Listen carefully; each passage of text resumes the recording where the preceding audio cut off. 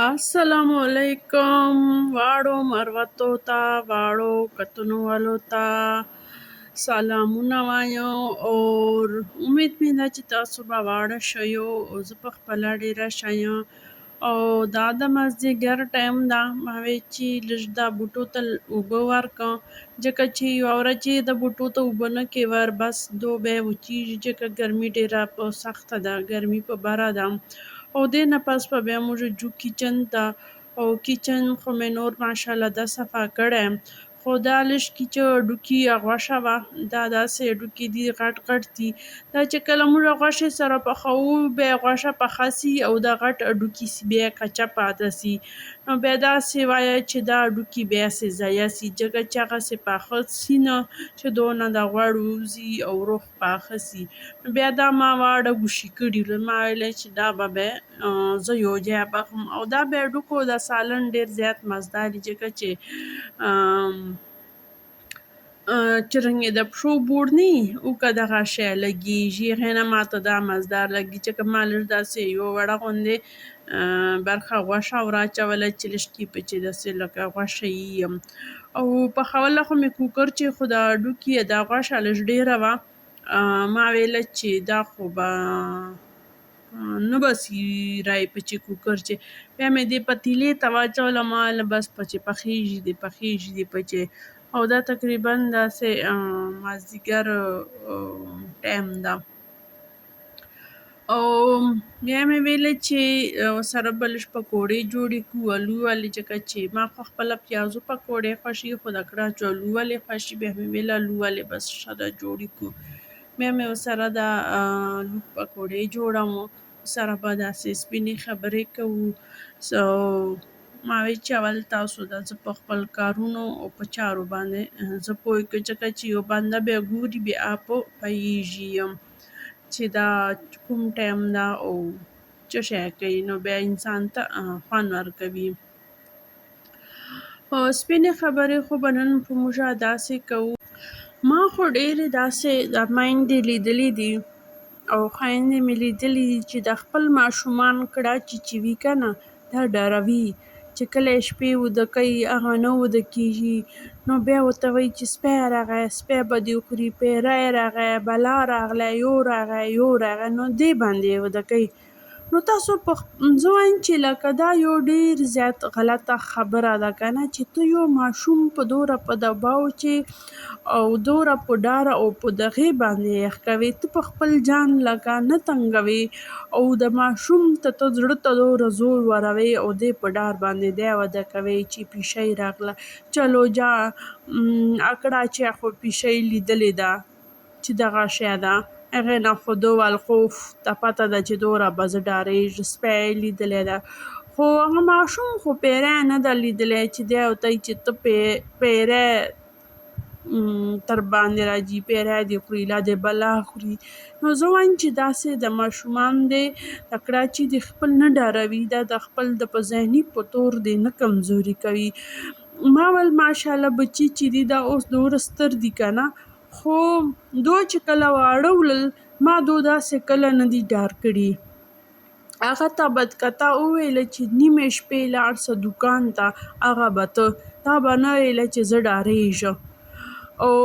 ما به که چیرې ورته وویلله چې ګیټ شپه در تالی یې کړو که نه نو هغه به دومره وړوکی به و خپله به لکه تللی به اصلی لکه داسې کار ته به که ما لاژه که نه نو زه وایم دوی به ما ته انکار نه کوه ځکه چې ما ته اندازه وه چې دوی به دغه وړل دا ډول دوی زړه چې به دا ډار نه وللی او کلي کړاچي ما ډېر زیات داسې لیدلي دي خاص کر د کلو کړاچي چې هغه د شپې ماشوم ته ځي مور ته ورته وایي چې ته ما سره لاړه سي که هغه شپې چیرې اوبو ته چیږي ورته وایي ما هغه ته ما ته اوبه راړه لا خور ته وایي لا دغه ته وایي چې ما سره اوبو ته لاړ شه حالانکې هغه دومره ستر وي کړاچی خو وړوکی چلو به وایي وړوکی ده خو دومره ستر ما لیدلي دي چې 1518 کالو کړاچي مې لیدلي دي چې هغه شپې اوبو ته خپله نسي تللی چې اوبه وچښي ولې چې هغه ډارېږي دا ډار ولې ده دا کړاچو چې دا دې وجې نه ده چې تاسو کله کړاچي وده کړي دي او په پیشیو په سپیو او په بلاګانو په پیرانو مو ډار کړي دي. دومره ستر سلل او ښه په هوښیاران سل چې پیران څه شی دي، سپی بلا څه شی ده، لکه په پوه دي خو دو په زړه چې هغه خوف لا پروت ده چې کوم تاسو دو ته وړوکوالي چې وراچولی ده. ګوره یو دا څومره غلطه خبره ده. ډېر جینکۍ داسې ما لیدلي دي کړاچي ستر ستر وي چې شپې ګوشي چلمېدی نسي، ګوشي کمرې چې چلمېدی نسي چې زه ډارېږم. لکه دا د یو مور وجې نه ده کړاچي دومره سفر کېږي، د خپلې زندګي فیصلې نسي بیا کوی، نه خپله ګوشي چېرته تلی سي، سبا کړاچي ستر سي کالجونو ته ځي، کور نه بهر هاسټلو ته سي، نو دو هغه حالات وي چې دو هاسټل چې ډارېږي. ډېر کړاچي دغې وجې نه واپس کورونو ته لاړ سي چې نه موږ هاسټل چې ډارېږو، هاسټل چې پیران دي. کله کله داسې وي که نه چې دا هوا رایسي سرکولیشن کوي چې کله یوه دروازه خلاصه وي په هغې دروازې هوا رایسي او بله خپله خلاصه سي، ځکه چې هغه هوا رګی غواړي بیا دروازه بله خلاصه سي بیا په ووځي. نو کړاچو دا ماته ډېره غله ده چې ای بیا خپله دروازه خلاصه سله بیا داسې اوس موږ کور ولې همیشه داسې کېږي چې یوه طرف نه یوه دروازه خلاصه وي چې هغې باندې هوا ووځي بله خپله خلاصه سي، هوا رګی غواړي که نه. نو داسې دغه چې کمرې مطلب کمرې کړکۍ خلاصه وي کله کله بیا چې هوا ورګډه سي کمرې دروازه چې خلاصه وي هغه واپس پورې سي. نو بیا دو ته داسې لګي چې نه دا پیران دي دا ورې پورې که. حالانکې ما کړاچو به داسې ویله وړوکي به بیا به وایي چې امي دا دروازه خپله پورې سله، دومره خو اندازه وي دا لیدلې خو خبرې هر وي چې پیران دي لا داسې دي، خو ما طرف نه دو ډاډه وړل په زړه باندې. دا اوس چې دا زه کیک جوړم دا سبا ورځ ده، سبا یو مازدیګر او سبا مازدیګر والا ویډیو ده دا. نو هغو بیا هغه زه پوه که چې بچی دا دې وجې نه دلته نه هوا راغله، هوا پریشر تیز و دروازه ونه بنده سله. نو دا ځکه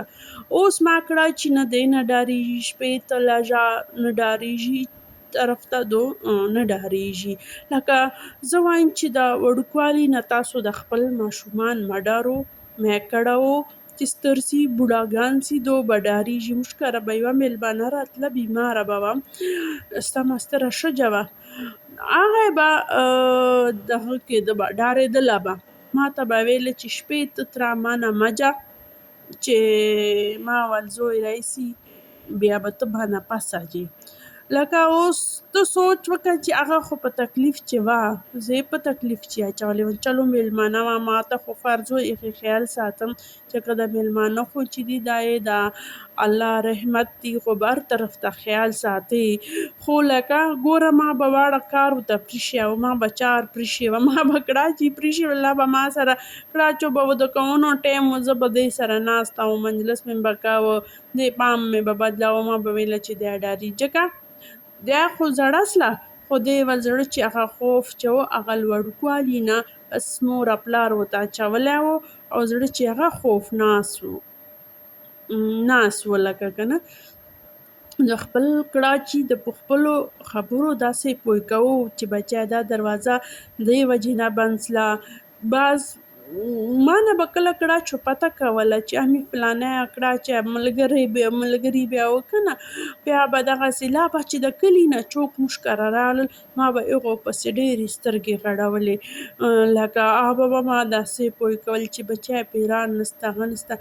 بیا به هغه ټایم چې به ما کړاچو ویلی چې موږ ډارېږو موږ دالې نه ځو، ځکه چې هغو کړاچو به ورته پیرانو خبرې کولې، هغه خبرې به یې کولې چې بیا داسې وسل داسې پیران وړله شپې موږ دالې نه ځو پیران دي. بیا به ما کړاچو زړه چې د هغه واچېده خو ما به خپل کړاچي پوه کول. دا تاسو ګورو دا زه کیک جوړوم د ریسپي تاسو تازه اشارو باندې په هر شي ترشم. یو خو مې ونیلا کترې واچولې 3-4 او پوره ریسیپي زه یو ورته تیرم. یو ګیلاس چینی، یو ګیلاس تیل، خو تیل لږ ما د خپل ډایټینګ لپاره لږ کم واخیستل. یو ډک ګیلاس، یو نیم ګیلاس مې د غنمو میده واخیستل. دا دوره قدر د وریجو رنګ ده، زردې رنګ ده، لږ غوندې به دا واچوي چې کیک بل رنګ په مزیدار سي. ښودو چې مې ورته حل کړ، دا به مکس کړو. بیکینګ پوډر مې ور اچول کیک دپاره. دا پوډر چې دی دا ډېر زیات ضروري دی، بیکینګ پوډر. یو غټ چمچ مې هغه ور اچوم او 3-4 قطرې مې ونیلا فلیور ور اچوو، یعنی ونیلا ذایقه مې ور اچوله. دا ذایقه ډېره مزداره وي. دا د کیک نه د انګۍ او د داڼې او دا کچا غوندې بوین چې بیا کوي هغه واړه ختم کړي او یو خوږ غوندې او مزدار غوندې ذایقه یې راځي او خوږ غوندې کیک نه مزدار بوین جي. هسې خو چې خلک د انګیو نه بوین لا ښه ښه نه ورته لګي ذایقه، هغو لپاره بیا دا ونیلا فلیور ډېر ښه ده. خو خیر چا سره نه وي مې ور اچوو، که چا کور چرکې ګلاب وي هغه یو چمچ ور اچوی، هغې سره به ډېر مزداره ذایقه راتللی سي. لکه خو که نه وي خیر داسې نه ده چې د ونیلا فلیور نه بغیر وکړه کیک جوړیږي نه. او دا ما په تالۍ باندې اول لږ تیل ولګول، ځکه چې کیک کله جوړ کړې بیا ونه پټی کړې بیا پټی کېږي نه، او بیا مې دغسې داڼه په ولګوله چې دا یو لهر یې جوړ سي، داڼې ول پټوکي په رایسي.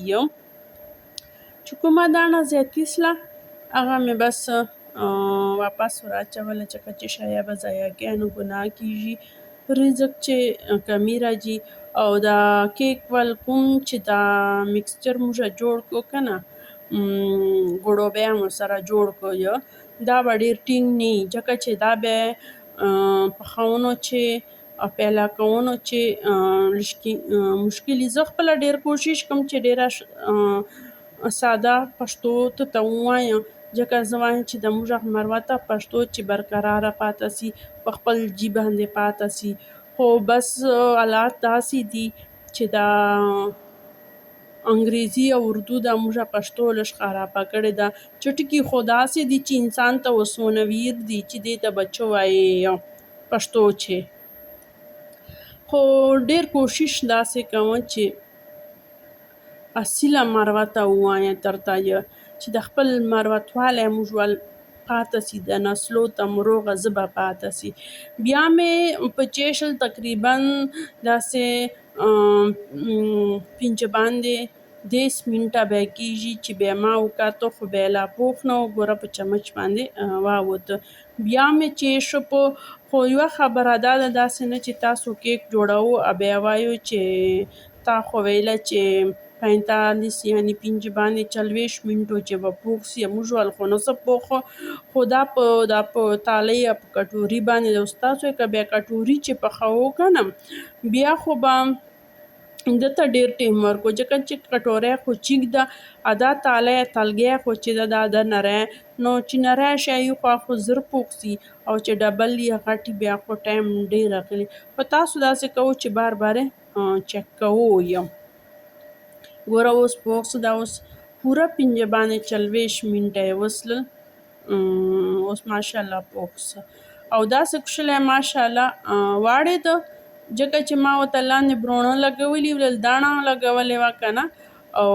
ورته تیل مې اچولي، نو دې وجې نه دا ډېر مزدار روغ سو. خو بس دغه خبره ده چې د خپل کراچي د وړوکوالي چې په بلاګانو په ایژانو په پیرانو په دو مه ډارو. پیران یو حقیقت ته دی په دنیا چې سته دي، ماشومان داسې پوی کوو.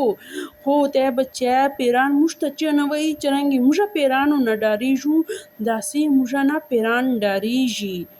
موږ چې پیرانو ته څه نه وایو هغه موږ ته څه نه وایي، هغه یو الله مخلوق ته. خو موږ نه وینو او دو موږ ویني، داسې چې یو کراچی پوی کوي هغه هوښیارېږي ورسره او بل ډارېږي به نه، بل چې یو ماشوم ته ښه تربیت او ښه دغه ورکې، ښه رګی ور وښیه، دا تا یو انسان ته تا ښه تربیت نه کور، یعنې پوره انسانیت ته تا یو ښه تربیت ورکړه، ځکه چې سبا هغ ول نسل کوم وي، بیا هغ ول نسل کوم وي هغه به هم دغسې روغ روان وي. یو خپل ماشوم ته یو طاقتور او ذهني او یو ښه بچی ورکوو چې سبا د خپلې مشرۍ چې او خپل بچیو خپل د نسل لپاره یو ښه